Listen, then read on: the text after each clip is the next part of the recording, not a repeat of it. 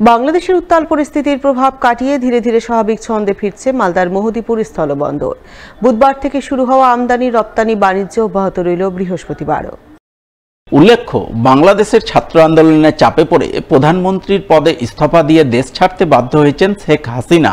আর তার দেশ ছাড়ার সঙ্গে সঙ্গেই বাংলাদেশ জুড়ে শুরু হয়েছে উত্তাল পরিস্থিতি, শুরু হয়েছে লুঠতরাজ, খুন জখমের মতো নানান ঘটনা, যার প্রভাব পড়েছে মালদার মহদীপুর স্থলবন্দরে।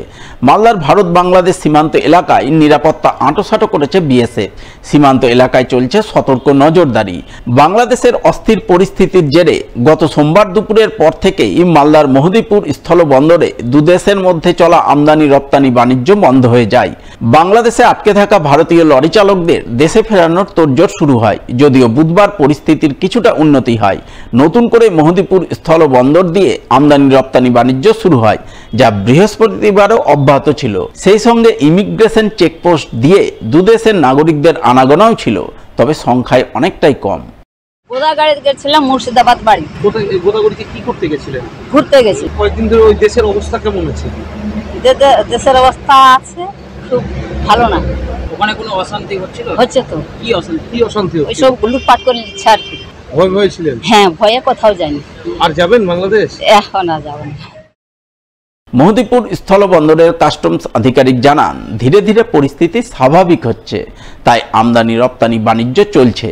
তবে বাংলাদেশে শ্রমিকের ঘাটতি তৈরি হওয়ায় পণ্যবাহী লরি খালি করতে সময় লাগছে।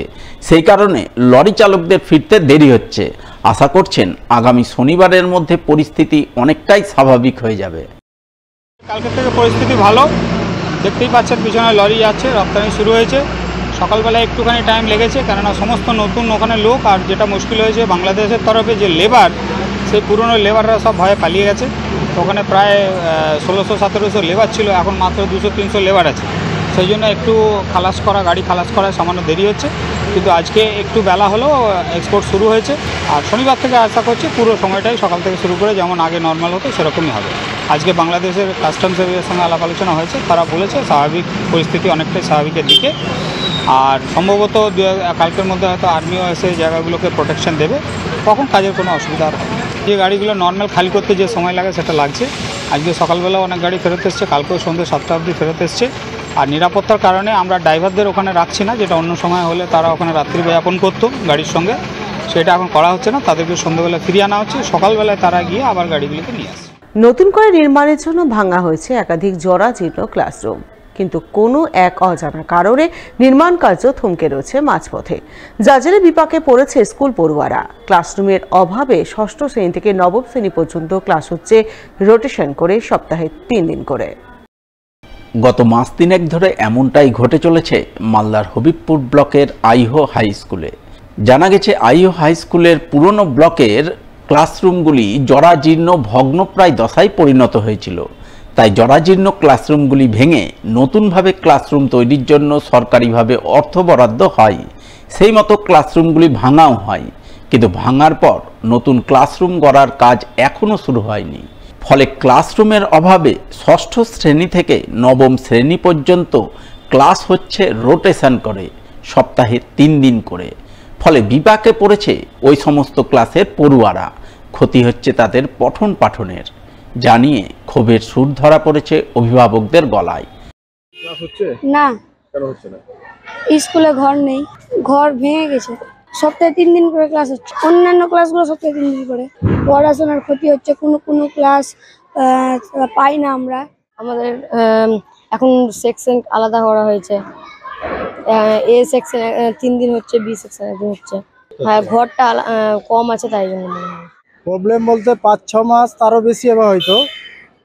স্কুল ভাঙাভাঙি হলো, তারপরে নতুন কাঠামো তৈরি হয়নি এখন পর্যন্ত, প্রায় বছর খানেক হয়ে গেল।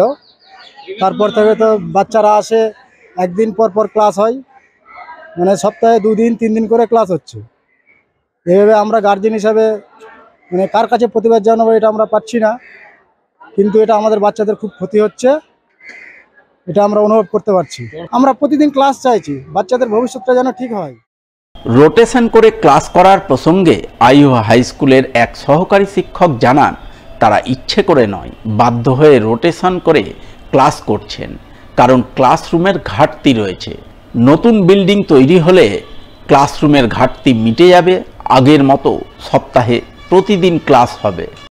মাস্টারমশাইদের পক্ষ থেকে বলছি যে এই যে আপনার ক্লাসগুলো 6 থেকে শুরু করে 9 পর্যন্ত একটা করে সেকশন রোটেশন করে করা হচ্ছে, তাতে আমরা মাস্টারমশাইরা যে খুব আনন্দিত তা কিন্তু নই। আমরা চাই যে তাদেরকে পড়ানোর ক্ষেত্রে আমরা সেই সুযোগটা পাই যে তারা রোজ আসুক।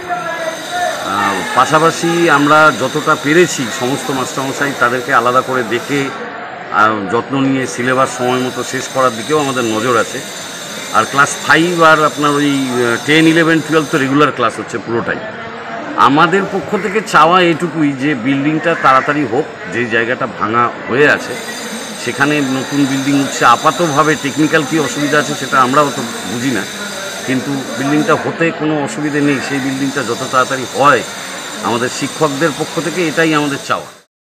এই বিষয়ে আইহো হাই স্কুলের প্রধান শিক্ষক অভিজিৎ মিশ্রকে ধরা হলে তিনি বলেন, স্কুলে পুরনো ব্লকে 17টি ঘর নতুন করে তৈরির জন্য ভাঙা হয়েছে, তাই বর্তমানে মাত্র 10টি ঘর ক্লাস করার জন্য আছে।